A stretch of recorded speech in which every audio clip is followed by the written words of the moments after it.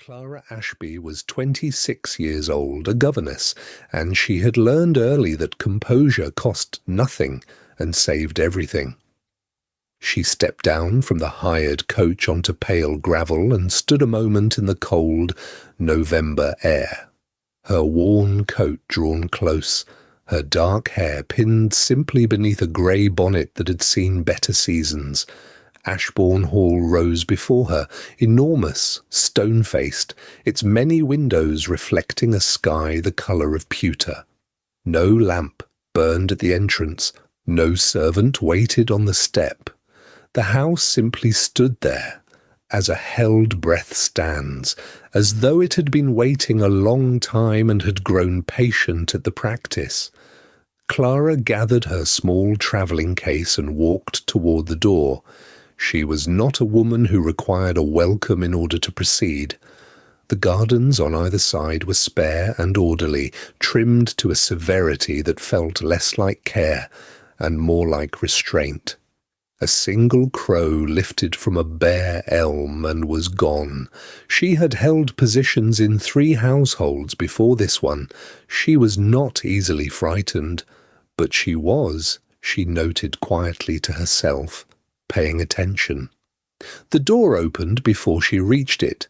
Mrs. Peel stood in the frame, a woman of perhaps 50, straight-backed, dressed in black bombazine, her grey hair drawn so tightly to her head that it seemed to hold her expression in place as well. She did not smile. She did not offer a greeting. She extended one hand, and in it was a small folded card, printed in neat black type, pressed toward Clara before she had so much as removed her gloves. Clara took it. She looked down at the words, "No speech," after the last bell of evening. This is the rule of the house. It admits no exceptions. She read it once. Then she read it again. There was nothing else printed on the card, no explanation, no list of consequences, no name at the bottom. Clara folded it with care and tucked it into the inner pocket of her coat, alongside the letter of engagement she had carried from London.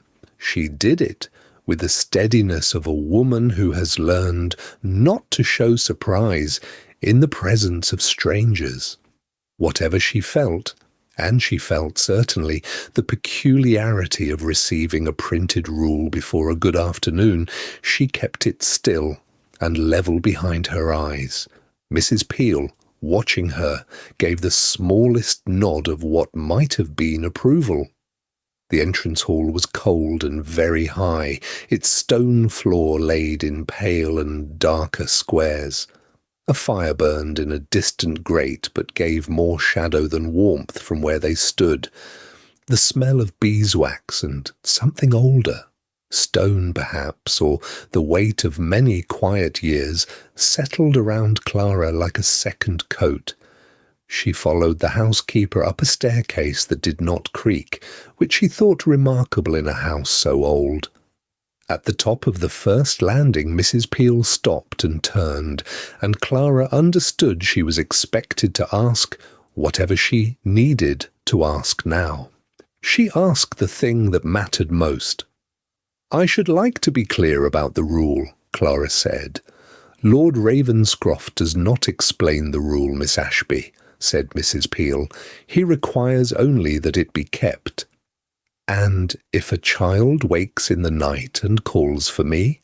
Mrs. Peel was quiet for a moment. When she answered, her voice held neither cruelty nor apology. "Then you go to her in silence." Clara considered this. She thought of small hands reaching out in the dark, of what a governess owes a child in her care, and what she owes a household that has engaged her. She said only, "I understand," and Mrs. Peel gave that same small nod and continued up the stair.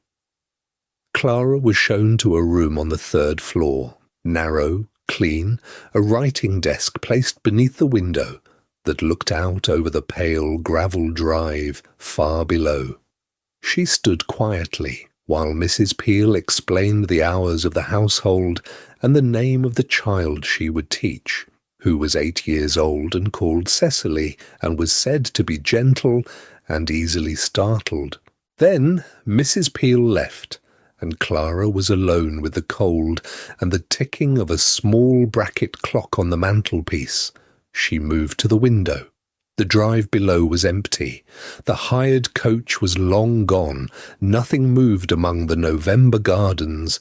She was still watching when the clock in some distant part of the house struck 8, a measured, unhurried sound that moved through the corridors and up through the stone floors. In the moment, after the last note faded, a candle burning in a window on the upper floor was extinguished simply and immediately, as though the house itself had heard the bell and obeyed. Clara stood at her window in the still air of Ashbourne Hall and listened to the silence that remained, and found that it was, somehow, not quite empty. She was waiting in the schoolroom when Clara arrived the following morning, seated very straight at the long oak table with her hands folded flat upon it, as though she had been placed there some considerable time before, and had not thought to move. Leonora Ravenscroft was 8 years old and possessed of the particular stillness that belongs either to very old people or to children, who have been asked too early to carry something heavy. She rose when Clara entered. She offered her hand. She shook it once firmly with a gravity that reminded Clara of a magistrate receiving evidence, not unkind, not warm, simply precise. "Good morning, Miss Ashby," she said, and returned to her chair and waited. Clara stood for a moment in the doorway and understood, without being told, that this child had already learned how to endure the arrival of strangers.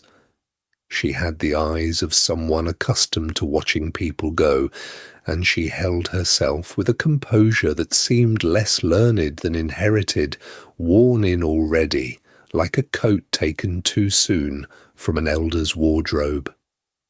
The schoolroom smelled of beeswax and old paper, of chalk dust, and the particular dry sweetness of books that have not been opened in some weeks. A coal fire burned low in the grate, doing its quiet work.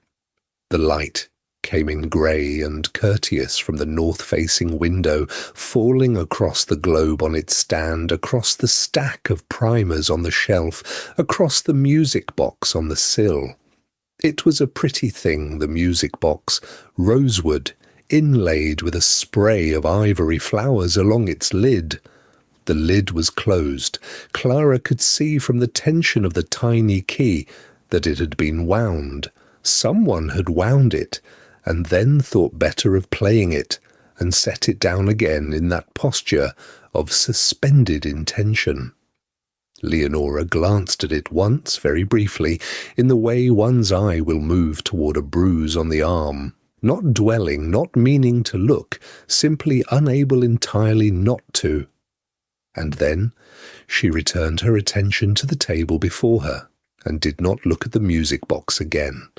Clara did not remark upon it.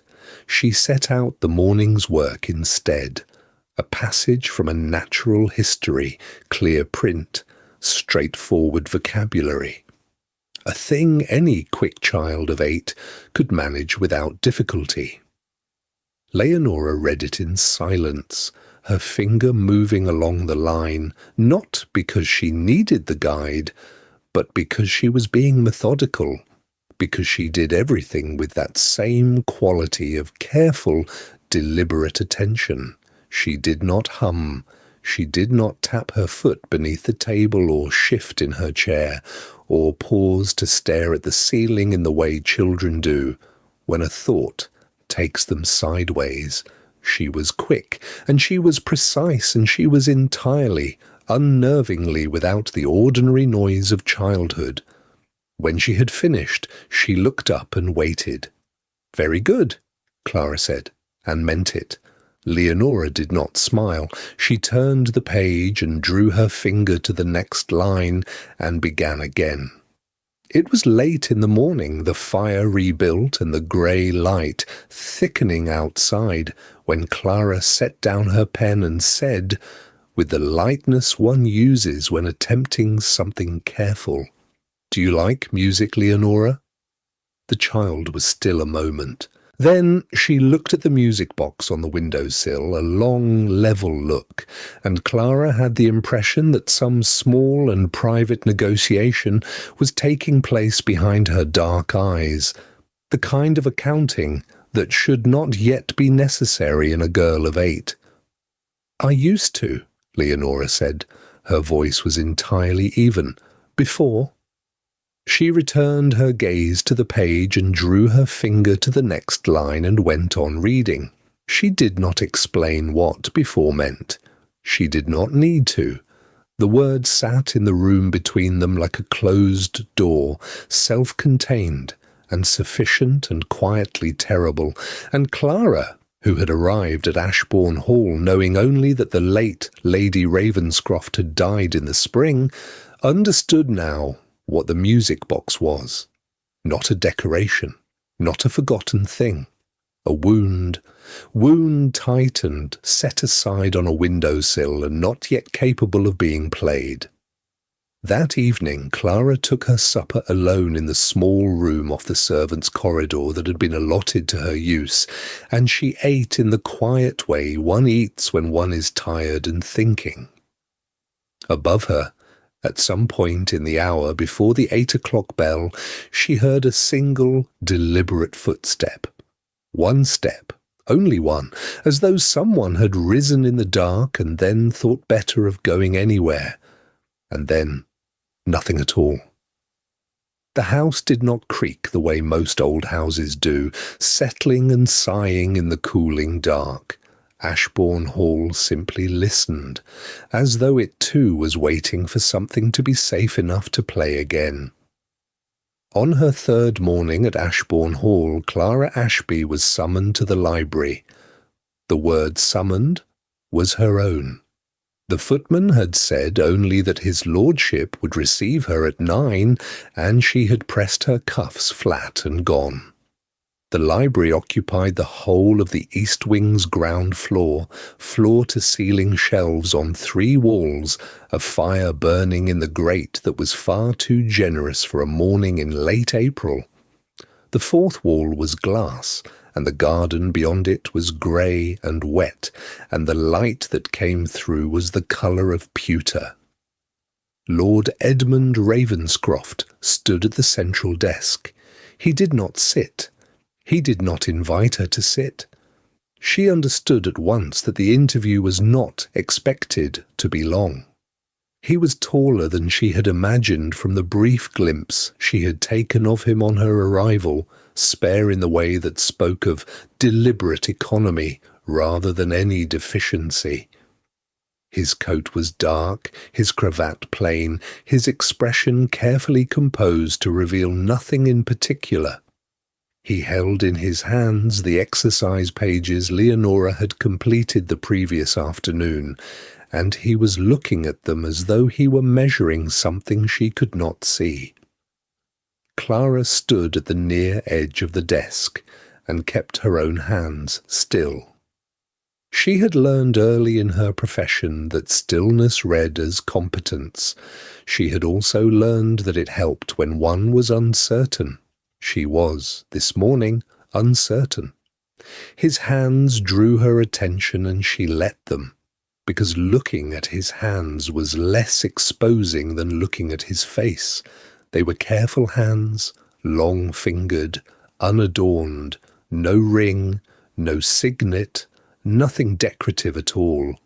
There was a callus on the right hand, just below the middle knuckle, the particular thickening that comes from years of holding a pen at an uncommon angle. She had seen that callus on scholars and on men who kept their own accounts and wanted no one else to know the figures. She did not know, yet, which sort of man he was. He set Leonora's pages on the desk with a deliberateness that suggested he had thought about where to put them. He said, without preamble, You have had experience with quiet children, Miss Ashby. It was not precisely a question. She answered it as though it were. Yes, my lord. My previous charge was a boy of 7 who did not speak at all for the first 3 months. He came to read very well. Lord Ravenscroft said, and your methods in such cases? Again, not quite a question. She explained them. Patience, structure, the predictability of small rituals, the understanding that silence is sometimes a form of speech. He listened with the kind of attention that does not move, does not nod, does not offer any encouragement whatsoever, and yet she had the distinct impression that he was hearing every word. He asked 2 more questions, both precise, both concerning Leonora's current level of reading, and whether Clara had noted any preference for subjects over others. He did not ask where Clara had trained, or how she had come to her position, or whether she had family living, or any of the questions that were designed to situate a person in the world's understanding. He did not ask about herself at all. She found she did not mind, or rather, she found she was still deciding whether she minded. He gathered Leonora's pages again and said, in the same level tone, "You have not asked me about the rule, Miss Ashby." Clara met his gaze for the first time, squarely. "I thought it was not mine to question, my lord." A pause followed. It was not uncomfortable. It was the kind of pause that has weight to it, the kind a person allows when they are revising an opinion they had already formed. "Most people ask," he said. Another pause. "I prefer that you have not." He inclined his head, a dismissal that was courteous and final, and contained nothing warm in it and nothing unkind, and he turned toward the window. She understood she was to go. She went. In the corridor the air was noticeably cooler, and she realized only then how much heat the library had been holding. Behind her she heard nothing. No footstep, no movement of papers, no sound at all. The over-high fire had settled, perhaps, or the room itself had taken a long breath. She stood in the corridor for a moment with her hands at her sides, the grey April light coming in at the far end from a window she had not yet learned the name of. She thought about the callus on his right hand. She thought about the way he had set Leonora's pages down as though their placement mattered. She allowed herself, briefly and with great care, to wonder what sort of man arranged a room around silence and kept its fire burning past all usefulness, and preferred, above all things, that a question not be asked. On a Wednesday afternoon, when Leonora was released to the garden and the house fell into its particular midday quiet, Clara allowed herself to follow the corridor she had not yet walked. It ran east, from the schoolroom landing, narrower than the main passage, its walls papered in a faded stripe of ivory and grey. At its end stood a door of pale blue, the colour of a winter sky just before cloud, with a brass handle worn so smooth it caught no light at all. She touched it with one finger, as one might touch something that does not expect to be touched. The door gave. Clara stepped inside. The room held its breath. A pianoforte stood at the far wall, draped entirely in holland cloth, its shape made strange beneath the covering, like a sleeping creature or a memory folded away from view. The curtains were drawn, half-closed, and the light that reached the floorboards was thin and even, the particular light of a room accustomed to being looked at rather than used. A small fireplace faced the door, its grate swept clean. Above the mantel, in a gilt frame no wider than Clara's outstretched arms, hung a portrait. She crossed to it, without deciding to. The young woman in the painting was fair and laughing, not posed at laughter, but caught mid-breath inside it, as though the painter had been quick enough to seize the instant before composure returned. She sat at a pianoforte, her hands resting on the keys, and the keys were uncovered, gleaming mid-phrase rather than at rest. Her hair was dressed loosely at the temples. Her eyes were the precise shade of grey that Clara had noticed that very first morning in Leonora's face when the child had lifted her gaze from the music box and said nothing. Clara stood before the portrait for some time. She did not count the minutes. When the clock in the passage marked 7 that evening, Clara was on the upper landing, a book beneath her arm, making her way toward the schoolroom. The sound reached her before the significance of it did. A soft, deliberate click, the sound of a well-kept lock turned by a practised hand. She paused at the landing's edge. Below, Mrs. Peel moved along the pale blue corridor with the unhurried certainty of a woman performing a task so long established it required no thought. She did not slow. She did not glance up. She simply drew a key from the pocket of her black dress, turned it in the lock of the pale blue door, and returned the key to her pocket in one continuous motion, the way one might wind a clock, without sentiment, without ceremony, because the hour demanded it, and the hour always came. Clara did not move until the housekeeper had turned the corner. She was still standing there when the passage lamp came on. The following morning, while Leonora was copying her letters and the schoolroom fire had settled to a steady domestic warmth, Clara set down her own pen with the deliberateness of someone who has decided upon a thing. "The portrait in the music room," she said, keeping her voice easy, as though the question had only just occurred to her. "The lady at the pianoforte, do you know who she is?" Leonora did not look up immediately. She finished the letter she was forming, a careful, looping L, and then set her pen down as well, with a precision that seemed, in so small a child, quietly learned. "My mother," she said. Her name was Catherine. She said it the way one says a word said very often in private, until it has been worn smooth. "Papa locks it at 7. Leonora continued, her eyes returning to her page, though she did not lift her pen, because she used to play after supper. "He says the sound carries."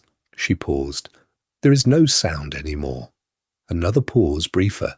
"He still locks it." Clara said nothing.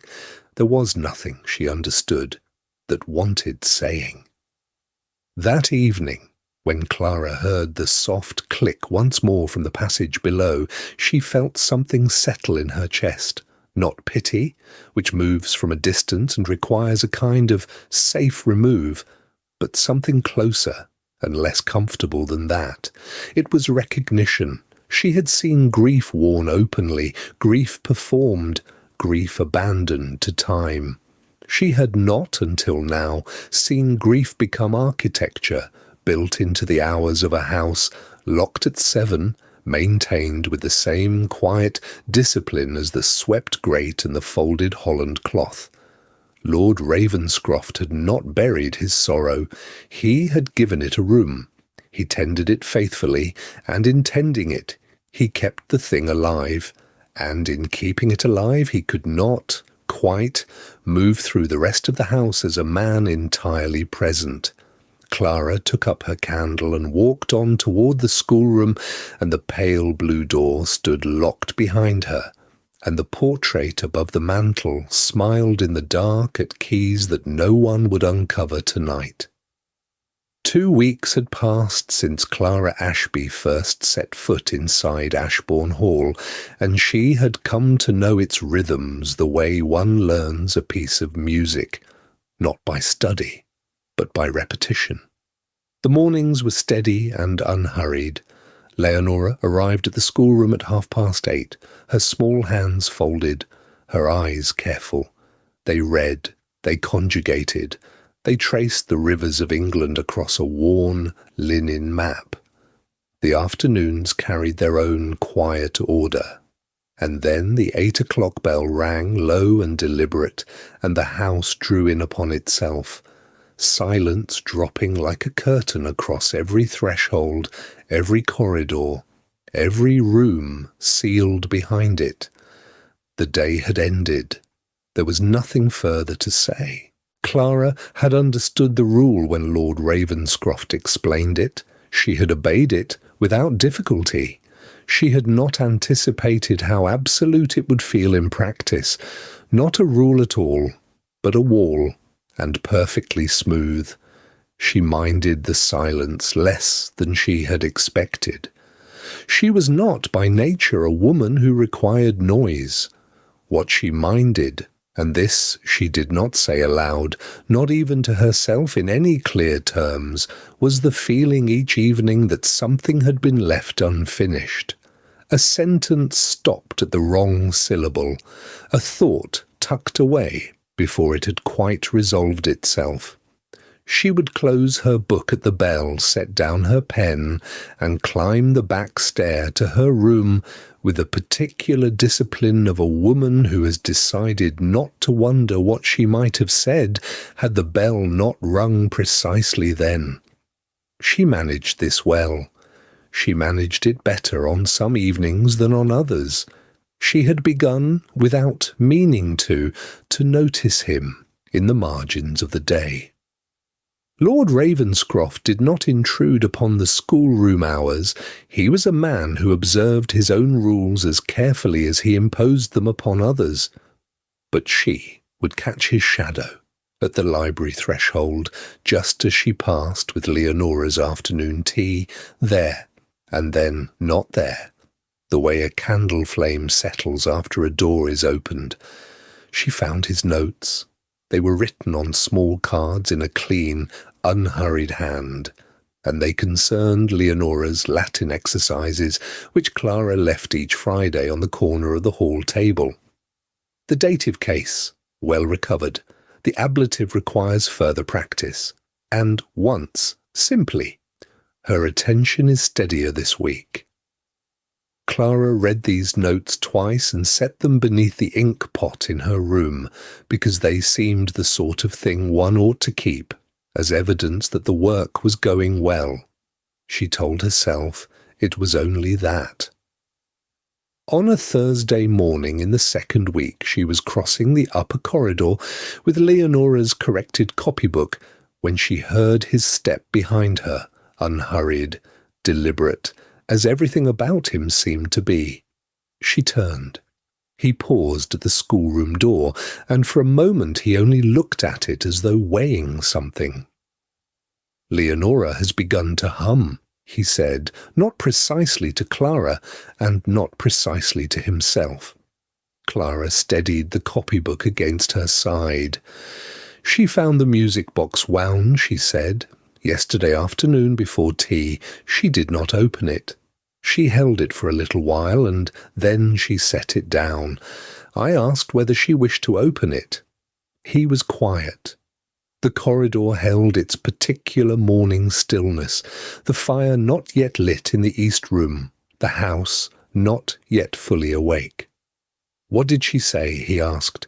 "She said she needed a little more time." He nodded once and looked again at the closed schoolroom door, and something passed across his face that Clara did not try to name.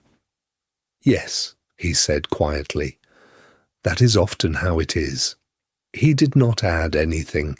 He turned and walked back toward the stair, and his step was the same as it had always been, measured, contained, belonging entirely to itself. That night, Clara lay in the narrow bed and listened to the house settle around her, the old timber speaking in its own slow language, and she arrived at a thought she had been approaching for some days without quite looking at it directly. She had begun to care what Lord Ravenscroft thought. not what he thought of her conduct, which was a professional concern and therefore respectable. What she cared about, and she examined this with the precision she might bring to a difficult translation, was whether he thought well of her in some less easily named sense, whether her judgment pleased him, whether the small cards on the hall table meant he had noticed not only Leonora's progress, but the quality of the teaching behind it. This was inconvenient, and she knew it was inconvenient, and she did not pretend otherwise. She turned the thought over once like a coin examined in lamplight, and then set it down in the dark beside her, the way Leonora had set down the music box, carefully, without quite letting go, because she was not yet certain what opening it would mean. On the 14th night, Clara woke to a sound she could not place. It was low and rhythmic, and so faint that at first she believed it part of the dream she had been carrying, something about water or wind through a garden she did not recognize. She lay still in the narrow governess's bed, her eyes open to the dark, and waited for the sound to resolve or to vanish, as sounds in the night so often do. It did neither. It persisted. It moved beneath the silence of Ashbourne Hall like a thread pulled through cloth, barely visible, impossible to ignore once you had noticed it. She sat up. The fire had sunk to ash and the grate was cold. The room held the particular cold of a June night that has forgotten it is summer, and her breath came faintly white in the darkness as she listened, very still, for a thing she could not yet name. The candles were extinguished. The clock on the mantelpiece ticked softly, but she could not see its face. The house around her was without sound, without light, without motion, as closed and absolute as the rule that governed it. Then the sound shifted, and she knew it. A child, crying, not loudly, not with a sharp urgency of pain or sudden fright, but in a low, exhausted, rhythmic way, the way of someone who has cried exactly like this many times before, alone, in the dark, expecting no one to come. There was no desperation in it. That was the worst of it, Clara would think later. There was only a kind of terrible patience, as though Leonora had long since understood that the sound she made would bring no one and made it still, because the body will do what the heart requires even when the heart has stopped asking. Clara had heard grief before. She had sat with her own mother through long winter evenings when the candles burned short and the house was very quiet. But she had not heard grief practised. She had not heard it worn smooth by repetition, the way a stone is worn smooth by water, not by one river, but by years of returning to the same cold bed, the same darkness, the same unheld sound. She sat very still on the edge of her mattress and listened, and felt something move in her chest that was not quite sorrow and not quite anger, but partook of both. The 8 o'clock bell had struck hours ago. The rule of Ashbourne Hall was absolute as the dark in the corridor beyond her door, no candle lit after the bell, no voice raised, no door opened without cause before morning. Lord Ravenscroft had not made the rule in anger. He had made it, so far as Clara could discern, in the same quiet and complete way he made all his arrangements, without invitation, without explanation, without entertaining any reply. She had accepted it, as a governess must accept the customs of the house in which she serves. She had kept it faithfully. She had lain in this very bed through 14 nights and heard the silence of the hall and told herself that silence was not the same as suffering. She was out of the bed before she had decided to move.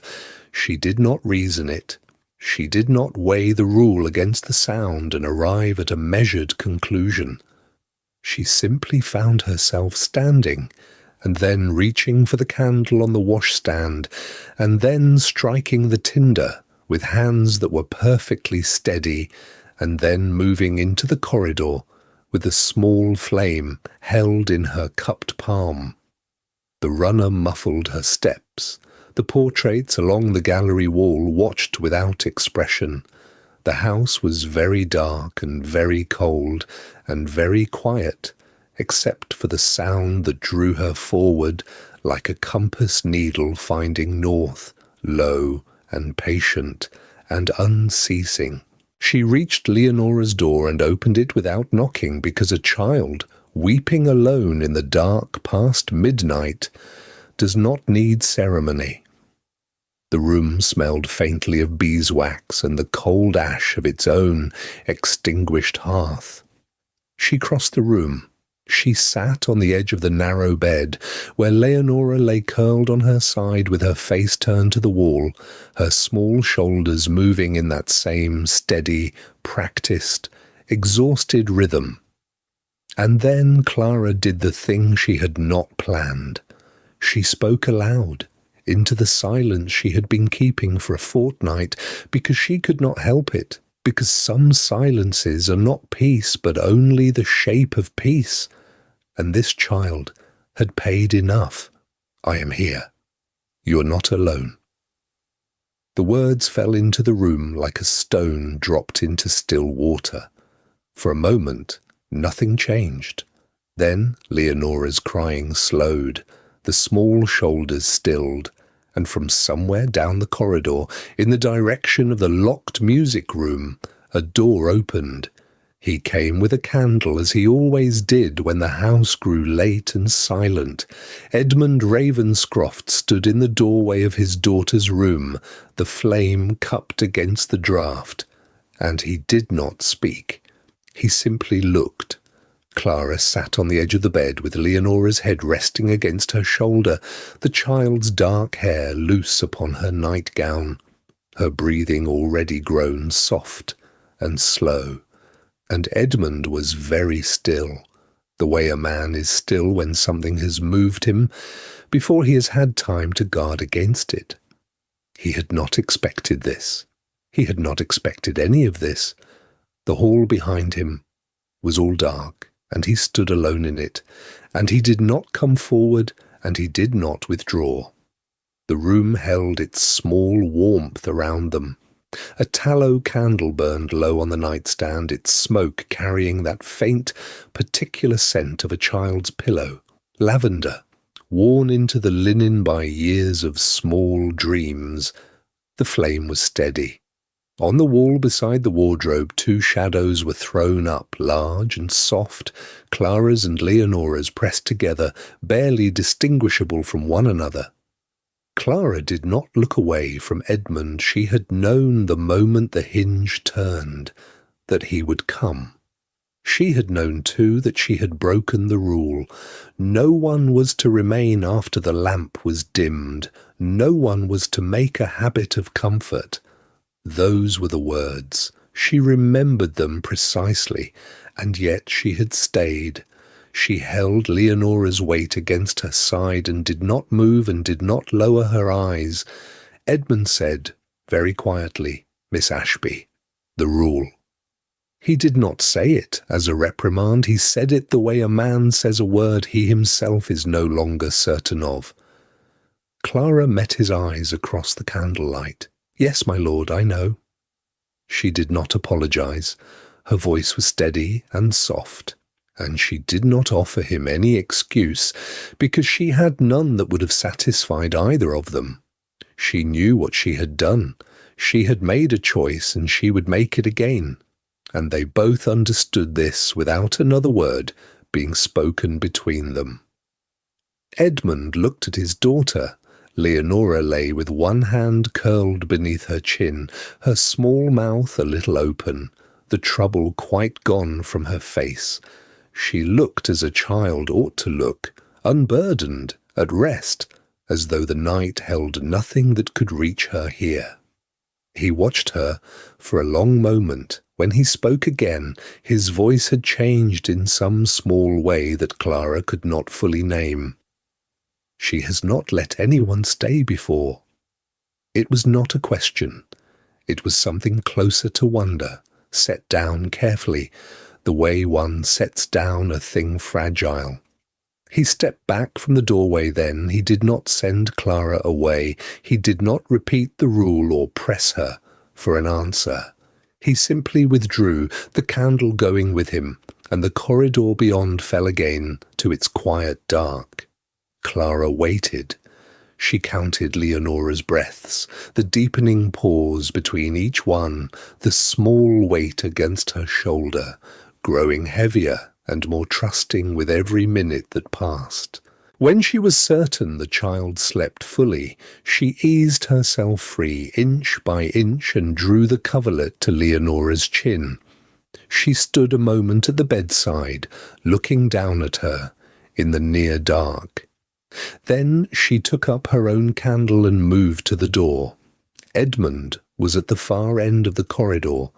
He stood with his back toward the window, the candle still in his hand, not blocking her way, simply there, waiting, though she could not have said with certainty what he was waiting for.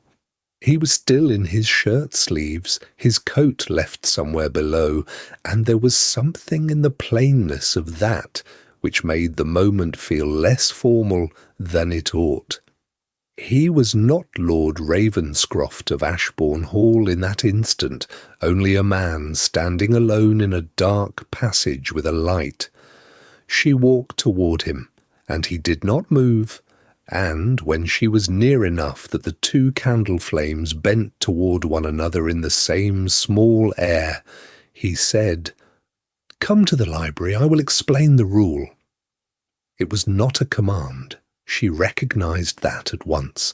It was offered in the register of a question, or perhaps something gentler still, an invitation, extended quietly, with room enough that she might decline it. She understood that he was offering her something he had not offered before, not the rule itself, the reason beneath it. She said nothing yet, but she did not turn back toward her own room, and that, she supposed, was answer enough.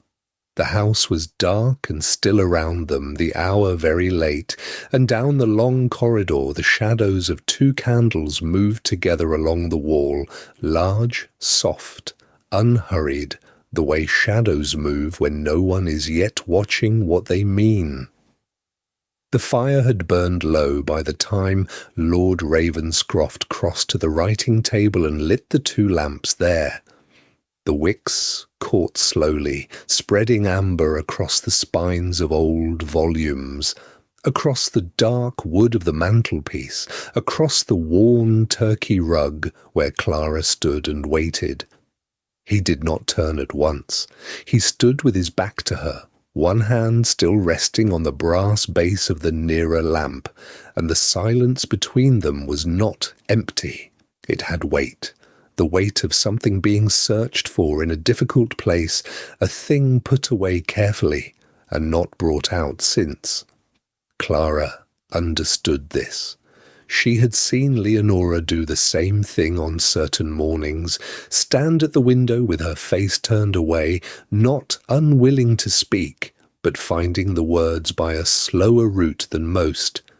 She waited, and the fire settled low in the grate with a soft sound, and outside the house the night was perfectly still. The clock on the mantelpiece marked the quarter hour with a single note, and then was silent again. When he spoke at last, he did not speak loudly. He said that his wife Catherine had died 2 years ago now. Not suddenly, he said, not in the way one imagines such things, swift and without warning.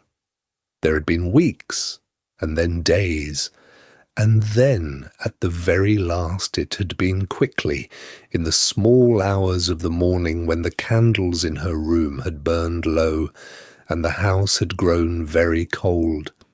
He had been with her. He said this as though it were a thing he had not said aloud before, which perhaps it was. What he remembered most, he said, was not the end itself, but the evening before. Supper, the usual supper, her voice across the table. Warm and present and entirely itself, neither augmented by knowledge of what was coming, nor diminished. She had spoken of the garden and of a letter she meant to write and of some small domestic arrangement that had seemed, in that moment, entirely ordinary. And then came the silence after the last bell of the night, a silence that had always before been nothing more than the quiet end of a day, and it had become something else entirely. It had never become ordinary again. Clara did not speak. There are things one does not interrupt, not because one has nothing to say, but because the person saying them has been carrying the weight of them for a very long time, and the proper courtesy is to let them set it down at their own pace. He was quiet for a moment. Clara watched the lamplight move across the bookshelves, across the titles she could not quite read at this distance, and she thought that this room had held a great deal of unsaid things for a very long time. Then he continued. He had imposed the rule, he said, because he could not bear voices in the house after dark, not any voice, because any voice in the dark was not hers. The silence was unbearable, he said. He had known it was unbearable even as he made it, but it was the only thing that felt honest, the only thing that did not feel like a pretense that time had continued as it ought, that the world had simply gone on and taken no particular notice of what was no longer in it.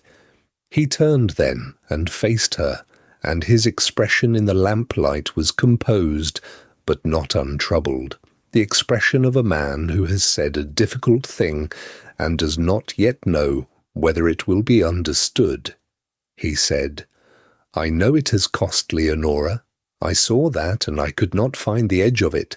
Where grief ended and cruelty to her began, I could not find it." Clara said, "Children grieve differently in company than alone." She needed someone to stay beside her through the dark hours, not silence. He was quiet a moment, looking at her steadily. "You stayed," he said at last, "through the rule and the dark and the risk of it." "I have not thanked you for that," she said. "I did not stay for thanks." The fire gave one last soft shift of settling ash, and the coals glowed briefly red before fading. The two lamps continued their gentle burning, steady and warm against the hour, and the room, which had been silent for 2 years, in the way that silence can be a kind of wound held carefully open, was for the first time not silent, but quiet. It is a different thing entirely. Quiet and silence. One is a form of absence, one is a form of presence. The room was full now, in the small hours, with something that was not grief and not yet joy, but was perhaps the first slow breath of the space that can exist between two people when an honest thing has finally been said. Nothing was declared. No word was spoken in the corridor, no letter slipped beneath a door, no servant sent with a message requiring an answer. The morning after Edmund had stood in the library and given Clara Ashby the weight of his grief to hold, the household rose at its accustomed hour. The breakfast bell rang, the porridge was brought.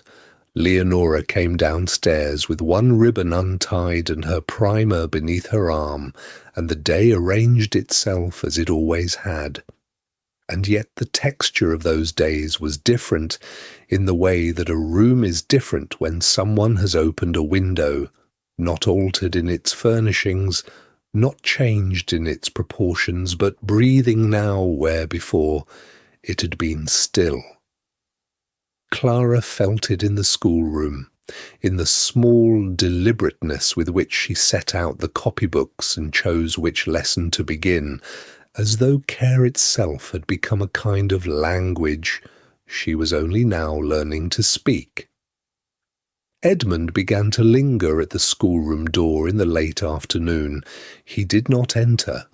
He stood at the threshold, one hand resting on the frame, and looked in at whatever the lesson happened to be, Leonora bending over her sums, or reciting the counties of England in their order, or painting a hedgerow in watercolour with more enthusiasm than precision. He did not announce himself. He simply stood where Clara could see him if she raised her eyes, which she did, and which he knew, because he was watching for it. She would look up and find him there, and she would not look away immediately, as propriety perhaps suggested she ought. She would hold his gaze for the length of a quiet breath, and then return to Leonora, and he would remain another minute before his footsteps sounded softly down the passage.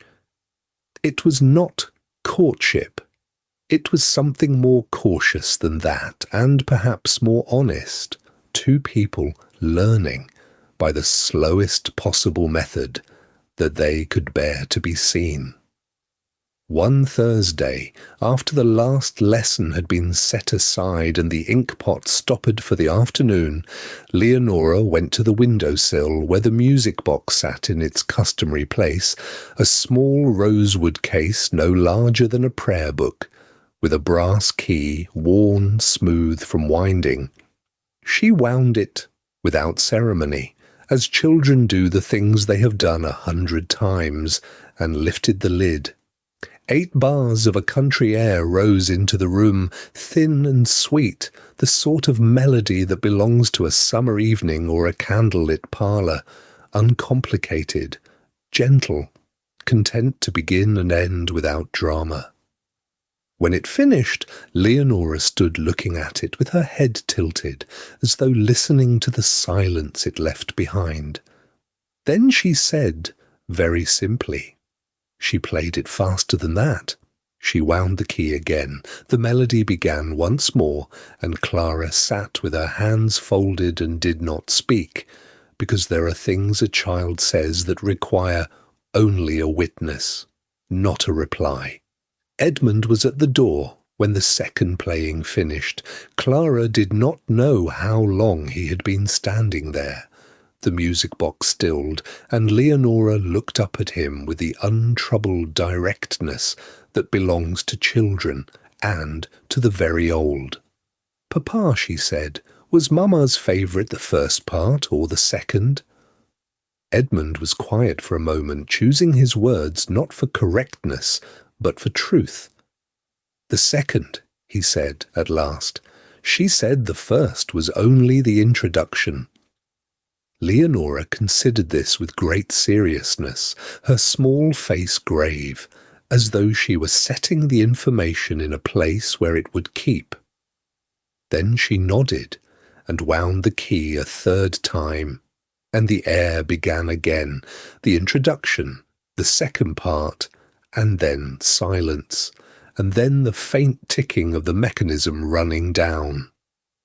Edmund remained at the door through all of it. He did not move. He did not speak again. He only listened, with the particular stillness of a man who has learned that some sounds must be heard to their end. Clara watched him. She watched the way his shoulders held the quietness, the way his hand rested still against the door-frame, the way his eyes were on his daughter and not on the middle distance where grief so often goes to hide. And she understood something then, not with the sudden clarity of revelation, but with the slow, settling certainty of a truth only now finding its name.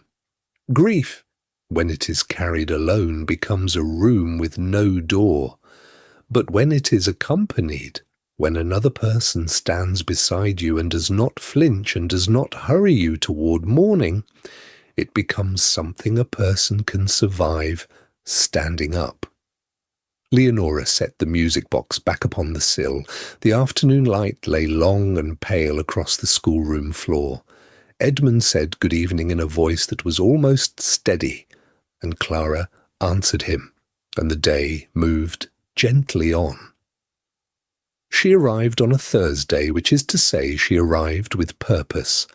Mrs. Dorothea Crane stepped down from the carriage at Ashbourne Hall with the brisk efficiency of a woman who had already assessed a situation from a distance and formed her conclusions before setting foot inside.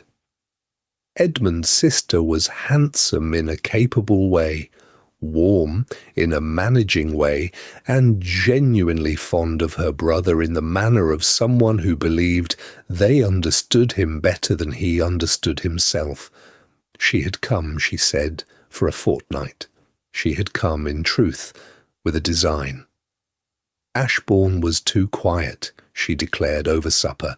Edmund needed society, needed voices at the table, needed the kind of unremarkable company that dissolves a man's solitude without his noticing. He needed, though she was too tactful to say it plainly on the first evening, a suitable new wife. She regarded Leonora with approving affection. She regarded the house with an improving eye. She regarded Clara Ashby with the particular measuring attention of a woman engaged in classifying things and, having classified her, moved on. The dining room on the third evening was lit with beeswax candles, and the silver on the sideboard caught their light in small, repeated gleams. The conversation within carried farther than Dorothea perhaps intended. Clara was not dining there. She had never dined there. Her place was elsewhere, as it had always been in houses of this kind, a position precisely defined, requiring a woman to be almost invisible and to manage that invisibility with grace.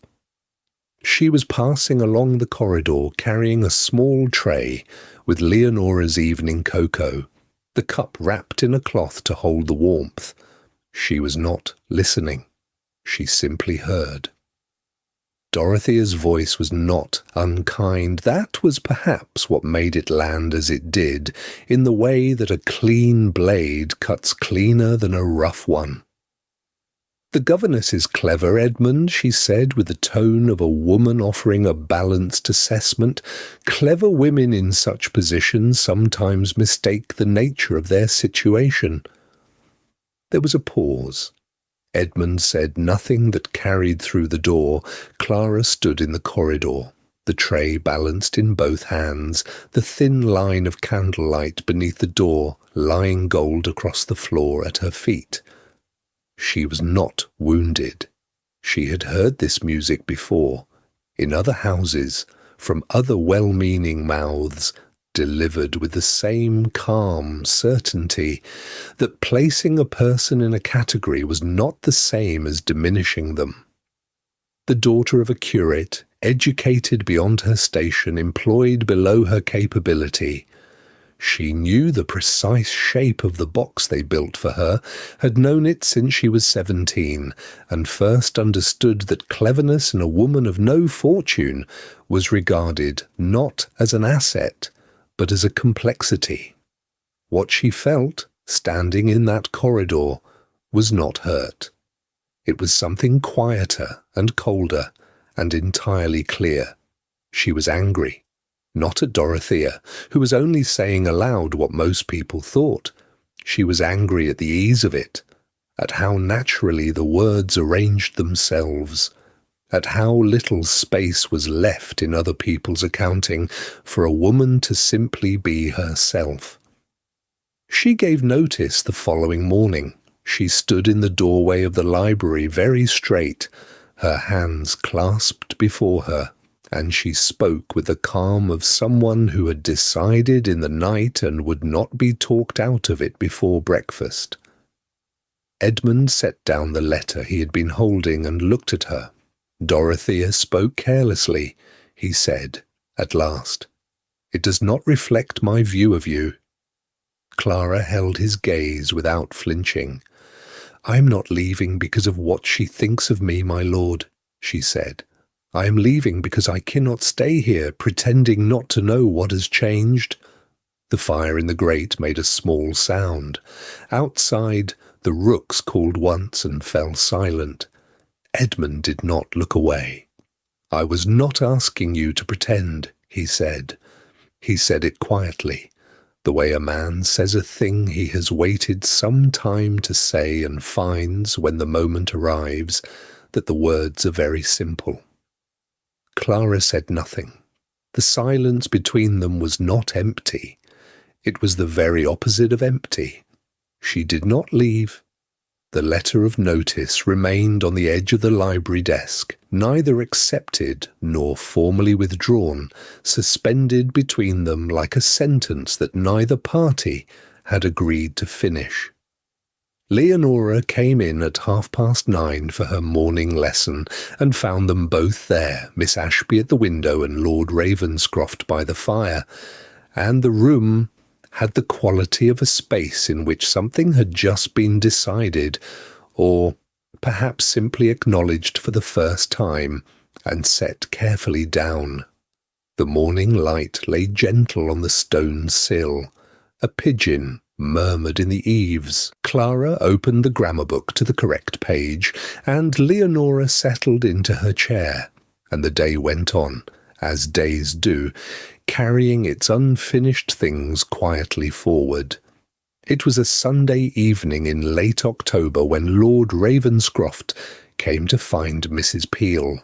Clara was on the upper landing, returning from Leonora's room with a book beneath her arm, when she heard his voice below, quiet, unhurried, as a man speaks when he has decided something and wishes to give no occasion for argument. She did not move. She simply stood at the balustrade and watched him accept the key from Mrs. Peel's hand, a plain iron key on a short ribbon of faded blue, and she understood at once what door it was made for. He did not look up. He crossed the entrance hall and turned toward the east corridor, and the candlelight moved with him until it did not. She stood there a moment longer in the dark, her hand on the carved rail, and then she followed. At a distance, as one follows without meaning to, drawn by something quieter than curiosity. He stopped at the pale blue door. He set the key to the lock and turned it, and the door opened without protest, as though it had only been waiting. The room smelled of cold and of long stillness, dust, and the faint, sweet undershadow of beeswax and dried flowers, a scent that belonged to a different season entirely, to a house that had been kept and tended by hands no longer present. Leonora had followed her father down the corridor in her nightgown and slippers, saying nothing. She put her hand in his without being asked, and he received it without looking down. As fathers do when the gesture is so familiar, it requires no acknowledgment. They stood together in the doorway, the three of them, and the room lay before them in the thin light, the pianoforte, covered in its holland cloth, the chairs shrouded, the portrait above the mantel and the pale face within it, composed and still, as portraits always are, indifferent to the living who stand below and study them. Edmund crossed to the pianoforte alone. He gathered the holland cloth in both hands and drew it away in a single motion, and the cloth fell to the floor in a soft, grey heap, and the instrument stood uncovered, walnut case, ivory keys, undamaged, patient. Catherine O'Tea's last sheet music was still open on the stand, exactly as she had left it.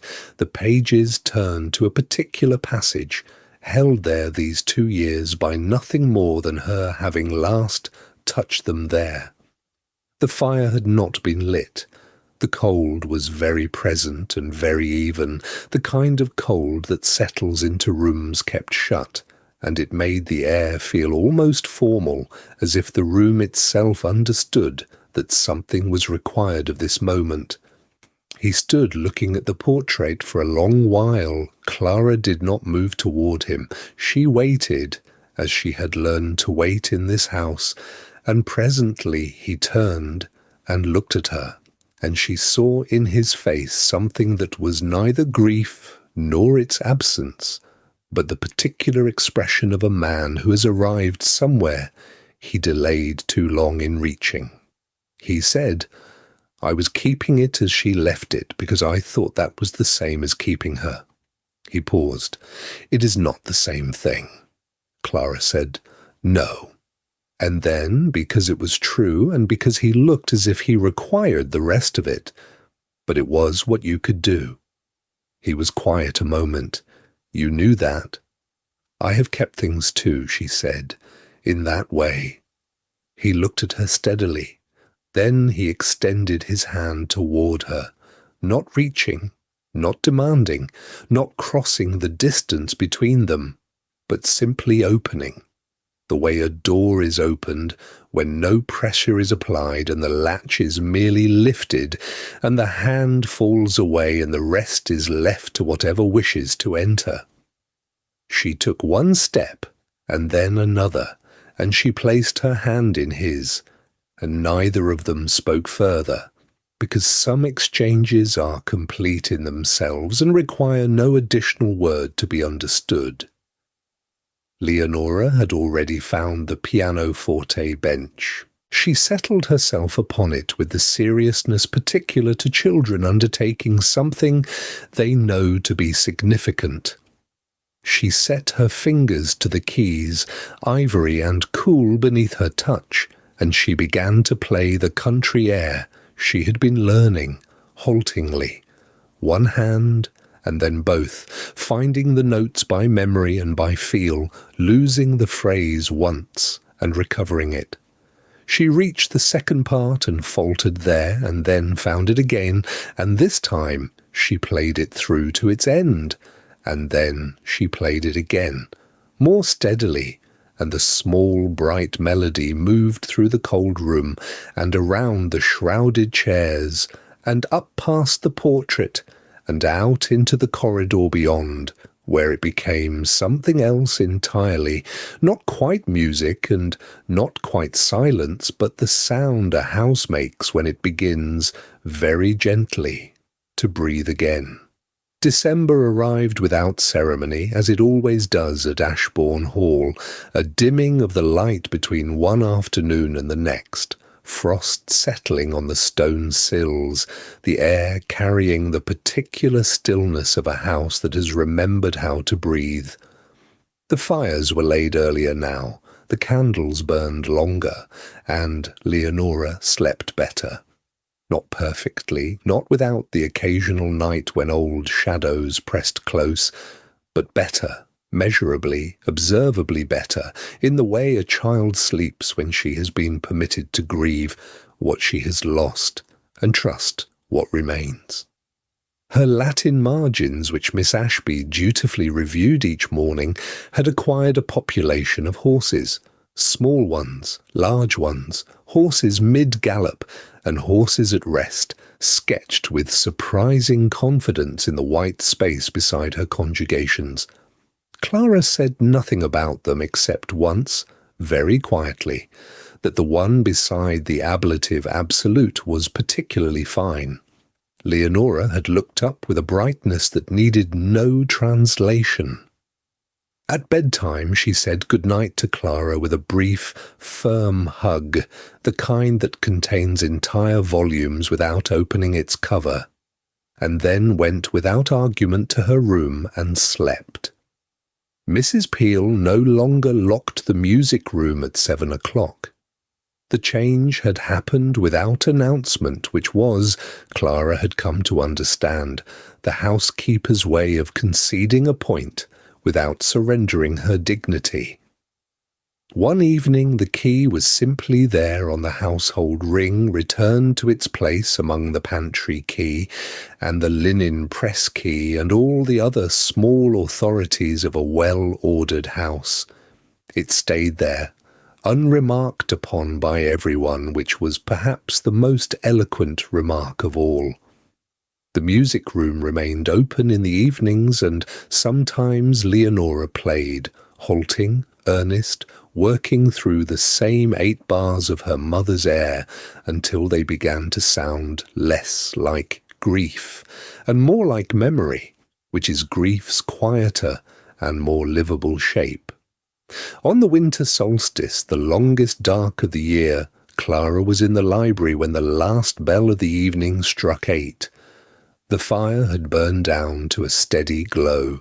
Her book lay open in her lap, though she had not turned its page for some time. The bell struck its count, and then the silence came down. The same hour, the same rule, the same house, and Clara did not rise.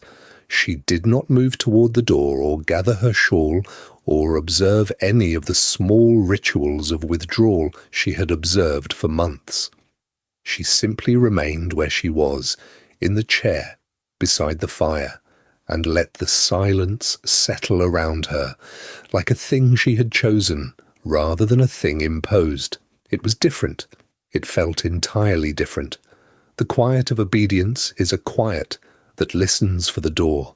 The quiet of belonging has no such anxiety. It simply is. Edmund came in after a time. He did not knock, which was unusual, and then perhaps not unusual at all, because the library had been his, and was now in some unspoken way also hers, and knocking at what is partly yours is a strange formality. He sat down across the fire without speaking, and the silence between them was not the rule's silence. It was warmer than that, and steadier, and it asked nothing. They sat for some minutes in it, the fire between them, the dark outside the windows, December doing what December does. After a time, he said he had written to the agency. He had written to close the governess position, not to fill it, not to transfer it, but to close it entirely. "I find," he said, and then paused, in the manner of a man choosing words as one chooses footing on uncertain ground, "I cannot think of you as filling a position." He looked at the fire rather than at her when he asked it, whether she would consider staying in a different capacity, one that had no title in any agency's register. "I am aware," he said, "that it is perhaps. Is it too soon?" Clara was quiet for a moment. The fire shifted in the grate. "It is exactly as soon as it should be," she said. Edmund looked up then, and whatever he had been braced to hear, it had not been that, and the thing that crossed his face was not quite relief, and not quite joy, but something older and simpler than either, the expression of a man who has been cold a long time, and has just come indoors. 2 candles burned on the mantelpiece, their light steady in the still air. Somewhere above them, in the room that was no longer locked, the music box played its 8 bars into the quiet house, the small melody ascending, turning, settling, and this time no one closed the lid. It played through once and then again, and the house held it the way a house holds warmth, not perfectly, not forever, but long enough. Long enough was sufficient. Long enough tonight was everything.